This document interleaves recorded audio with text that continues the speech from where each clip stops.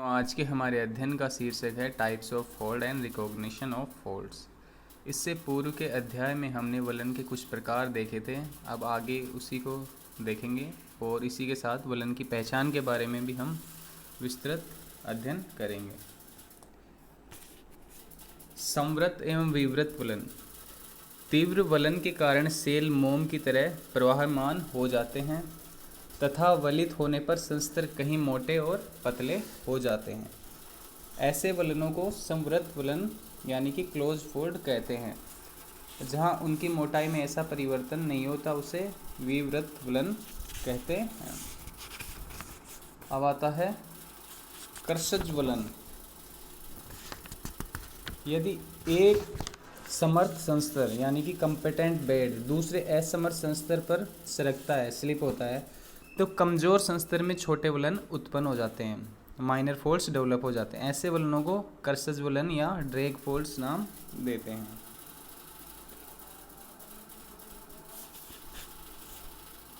Open and close folds. In open folds the folding is mild and therefore the limbs meet at bands at an obtuse angle. In this case, the thickness of the constituent band remain unchanged everywhere. Thickness unchanged रहती है, मतलब change नहीं होती। In closed folds, the folding is so tight that the incompetent strata flow plastically towards the crest and trough. This causes thinning at the flanks and thickening at crest. The closed folds develop under great stress. Anticlinorium and synclinorium. इसे हम समपनिति एवं समभिनति भी कहते हैं। यदि एक विशाल अपनति के फल अनेक वलनों के बने हों तो ऐसे अपनति को समपनति यानी एंटीक्लाइनोरियम कहते हैं। इसी प्रकार यदि एक विशाल अभिनति के फलकों में छोटे वलन हो तो उसे समभिनति कहते हैं। These are the complex large folds of general anticline and syncline form. An anticlinorium is a large anticline with a number of secondary folds of smaller size developed on it. A synclinorium is a large syncline of similar nature. अब देखते हैं dome and basin. When the strata have been subjected to the folding in two directions at right angles, each anticline is converted into a dome and is syncline into a basin. Anticline dome में परिवर्तित हो जाता है और सिनक्लाइन संरचना है वो basin में परिवर्तित हो जाती है। Thus a dome may be defined as an upfold where the beds dip radially outward in all direction from centre. In such a case the strata are said to have a quaquaversal dip. A basin may be defined as downfold where the beds dip radially inward towards the centre. इसके बाद हम देखते हैं fan fold. A fan fold is an upright fold in which both the limbs are ओवरटर्न्ड। In anticline limbs dip towards axial plane and in syncline they are dip away from it. The beds within the anticline are much compressed below while they open out above. The crest and trough of fan folds are generally sufficiently rounded. Chevron fold. The folds which have straight or nearly straight limbs, their crest and troughs become sharp and angular. Such zigzag folds are called chevron folds. इसके बाद आता है structural terrace. A local flattening in an otherwise uniformly dipping bed is called structural terrace. In this case, the dipping strata become horizontal at a particular spot and then they continue to follow their original dip. Drag folds.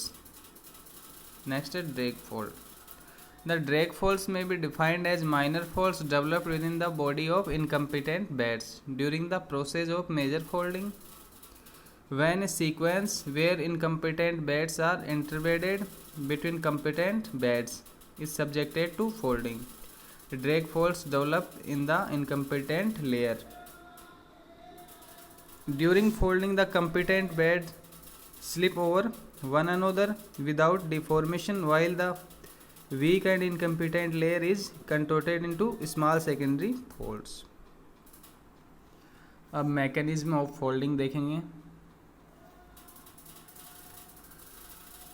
All rocks do not respond in the same way to the same force. Depending on their reaction to folding, the rocks are classified into two groups mainly. पहला है competent rocks, दूसरा है incompetent rocks. Competent rocks are the resistant rocks which bend and crack without much flowage, and incompetent rocks are the weaker rocks which deform due to plastic flow. The folds that develop in these rocks are three types. पहला है flexor fold, दूसरा है flow fold and तीसरा है shear fold. पहला flexure fold. The true folds that are formed by the compression of competent rock beds are called flexure fold.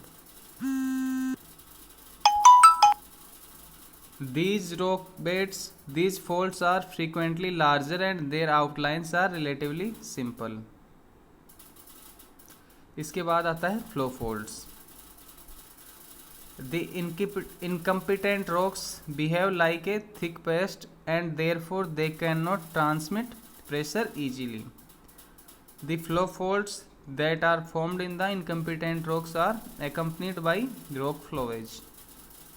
In flow folds, the rock material flow into the crest and trough, thereby causing thinning and thickening of beds. Many minor folds frequently develop in the incompetent strata. Shear folds. The shear folds are produced in brittle rocks by the movement on minute, closely spaced fractures called shear planes. These shear planes develop across beds and thin slices of the rock move in relation to each other, thereby forming a fold. अब हम वलन की पहचान के बारे में अध्ययन करेंगे. Recognition of fold. किसी भी क्षेत्र में वलन का ज्ञान विभिन्न विधियों द्वारा किया जाता है. पहला है देखकर. वलन को देखकर उसके अक्ष, अवनमन यानी कि प्लंज, अक्षनति, पिच आदि को नोट करना चाहिए. संस्तरों के व्यवहार से. दूसरा है संस्तरों के व्यवहार से, बिहेवियर ऑफ बेड्स. संस्तरों के नति तथा नति की दिशाओं को नापकर मानचित्र पर उनका अध्ययन करने से वलन का ज्ञान हो जाता है. तीसरा है भूआकृति के अध्ययन से. जंगलों में अपक्षयी क्षेत्रों में धरातल को देखने से वलन का पता चलता है. फोर्थ है जहाँ शिला दृश्यांशों की कमी हो वहाँ खोदकर नीचे की शिलाओं का अध्ययन करने पर वलन का ज्ञान होता है. पांचवा है खनन कार्य. जहाँ खनन कार्य चलता है वहाँ इसी विधि से शिलाओं का अध्ययन किया जाता है तथा इस प्रकार वलन का ज्ञान होता है. छठा है भूभौतिक विधियाँ. गुरुत्वमापीय, चुंबकीय, भूकंपीय तथा विद्युतीय विधियों द्वारा वलन का ज्ञान किया जाता है. सातवां प्राथमिक रचना के आधार पर सेल संस्तरों का अध्ययन. वलनों पर किसी स्थान पर एक ही पाद उभर जाता है तथा किसी पहाड़ी पर आ जाता है. इस एक पाद के अध्ययन से वलन का ज्ञान होता है तथा इसी भांति अन्य प्राथमिक रचनाएं हैं जिनके अध्ययन से पूरी सतह का ज्ञान होता है. इनको देखकर यह पता लगाया जा सकता है कि यह पाद उदग्र है, झुका हुआ है, सामान्य है या उत्क्रमित है. इसके लिए निम्न भूवैज्ञानिक लक्षणों की सहायता ली जाती है. पहला है जीवाश्मों की सहायता से. जीवाश्मों की सहायता से हम संस्तरों का अनुक्रम ज्ञात कर सकते हैं. इस प्रकार यह पता लगाया जा सकता है कि नए संस्तर ऊपर की ओर है या इसके विपरीत. इस प्रकार वलन की प्रकृति ज्ञात की जा सकती है. दूसरा है प्राथमिक रचना. कई सेलों में जीवाश्म नहीं पाए जाते परंतु कुछ प्राथमिक रचनाएं सर्वत्र पाई जाती हैं. कई सेलों में उनके अध्ययन से भी इस समस्या का समाधान निकाला जाता है. इसमें से निम्न उल्लेखनीय हैं. पहला है तरंग चिन्ह यानी रिपल मार्क्स. सेल संस्तर पर ये चिन्ह निर्माण के समय पानी हवा की क्रिया से बन सकते हैं. अर्थात ये जलीय या वायवीय दोनों प्रकार के हो सकते हैं। ये तरंग चिन्ह भी कई प्रकार के होते हैं। दूसरा है दोलन तरंग, ऑसिलेशन रिपल्स। ये समान होते हैं तथा इनके बीच की दूरी खड़ी होती है तथा इनके शीर्ष एवं द्रोण गोल होते हैं। ये पानी या हवा दोनों से बनते हैं। प्राथमिक तरंग या इसके रूप सुरक्षित होते हैं। इनके अध्ययन से अवसादन अवस्था का ज्ञान हो सकता है। तीसरा है तिर्यक संस्तर। संस्तरों के बीच में तिरछे आड़े संस्तरों के निर्माण को तिर्यक संस्तर कहते हैं। इनकी उत्पत्ति निर्माण की अवधि में तिरछे आड़े अवसादन के कारण होती है। तिर्यक संस्तरों का नतोदर भाग नए सेलों की दिशा में होता है। चौथा है क्रमिक तल यानी ग्रेडेड बेडिंग। प्रायः संस्तरों के निर्माण में भारी और बड़े कण नीचे तथा हल्के और छोटे कण ऊपर जमते हैं। इस प्रकार के संस्तरण को क्रमिक संस्तरण कहा जाता है। यह क्रिया अवसादन की गति तथा केंद्रापसारी गति के कारण होती है। इनके अध्ययन से भी अनुक्रम की दिशा का ज्ञान होता है। पांचवा है विषम विन्यास, अनकन्फर्मिटी। अवसादन के समय कभी कभी अनेक कारणों द्वारा अवसादन की गति रुक जाया करती है। जैसे सेल के ऊपर कांग्लोमरेट आ गया तो फिर कुछ समय पश्चात अवसादन प्रारंभ हो जाता है। इनके क्रमानुसार अध्ययन से पूरे सेल क्रम का निर्धारण हो सकता है। छठा है पंखविदर यानी मड क्रेक। यह सतह पर मिट्टियों के पड़ने पर सूर्य की धूप तथा गर्मी से उनमें दरारें पड़ जाती है, जिसे पंखविदर कहते हैं।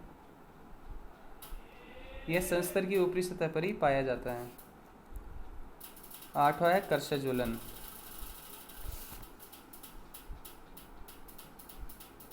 कर्षज्वलनों के अक्षीय तल और जिस संस्तर में वे विकसित हैं उसके तल के बीच का न्यून कोण संचलन की दिशा की ओर इंगित करता है। अपनति के संचलन अक्षीय तल की ओर तथा अभिनति तल से विपरीत दिशाओं में होता है। इस प्रकार वलित संस्तरों में यदि कर्षज्वलन विकसित हो तो उनकी सहायता से अपनति और अभिनति की अक्षीय स्थितियों का पता लग सकता है, लेकिन इसके लिए नतिलम से 90 डिग्री का कोण बनाते हुए सेक्शन में निरीक्षण आवश्यक है। अब वलन निर्माण के कारण देखते हैं। वलन प्राय 4 प्रकार के पाए जाते हैं: फ्लेक्सचर, फ्लो, शियर और उदग्र क्रियाओं द्वारा उत्पन्न।